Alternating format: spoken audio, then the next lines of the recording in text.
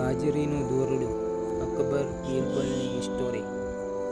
અકબરના દરબારમાં મોટા ભાગના દરબારીઓ બીરબલની ખૂબ જ ઈર્ષ્યા કરતા. એક દિવસ બધાએ ભેગા થઈને તેને ફસાવવાનું નક્કી કર્યું.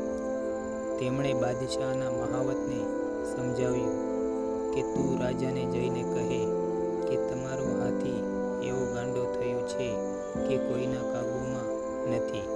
તેમણે રાજવૈદને પણ આ કાવતરામાં સામેલ કરી દીધા.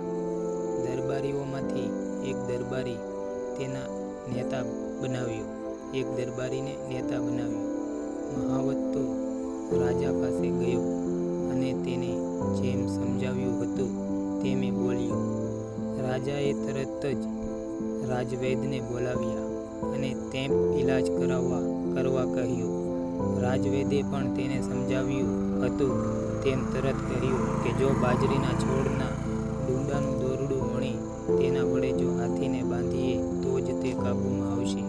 અકબરે તો રાજસભામાં એલાન કર્યું કે જે બાજરીના ડૂંડામાંથી દોરડું વણી લાવશે તેને 1000 સોના મહોરો આપવામાં આવશે. બધા જ વિચારમાં પડી ગયા. અકબરે 15 દિવસનો સમય આપ્યો હતો.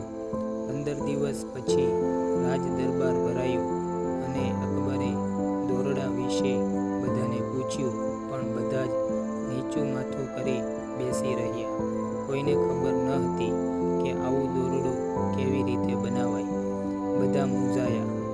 પેલા નેતા બનેલા દરબારીએ આ તકનો લાભ લઈ કહ્યું, અરે આપણા દરબારમાં બીરબલ જેવા બાહોશ માણસ તો છે, બધા કેમ ગભરાવો છો?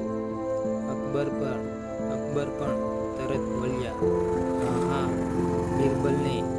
બીરબલને તો ખબર જ હશે કે આ દોરડું કેવી રીતે બનાવાય. તેમણે બીરબલને પૂછ્યું. બીરબલ સમજી ગયો કે આ તો તેને ફસાવવા માટેની ચાલ છે. તે તો ઘણો જ ચાલાક હતો. તે બોલ્યો, જહાંપનાહ, મને 10 મિનિટનો સમય આપો. રાજા બોલ્યા, ભલે. બીરબલ તરત જ ઘેર ગયો અને એક ચાળણી લઈ આવ્યો અને બોલ્યો, દોરડું તો હું વણી આપું, પણ તેના માટે મારે ખાસ પ્રકારનું પાણી બનાવવું પડે. જો આ નેતા દરબારી મને પાણી આ ચાળણીમાં ભરીને આપે તો હું તરત જ મારું કામ શરૂ કરી દઉં.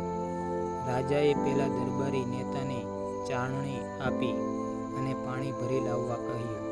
નેતા દરબારી તો રડમસ થઈ ગયા. તેમણે કહ્યું, બાદશાહ, આ તો અશક્ય જ છે.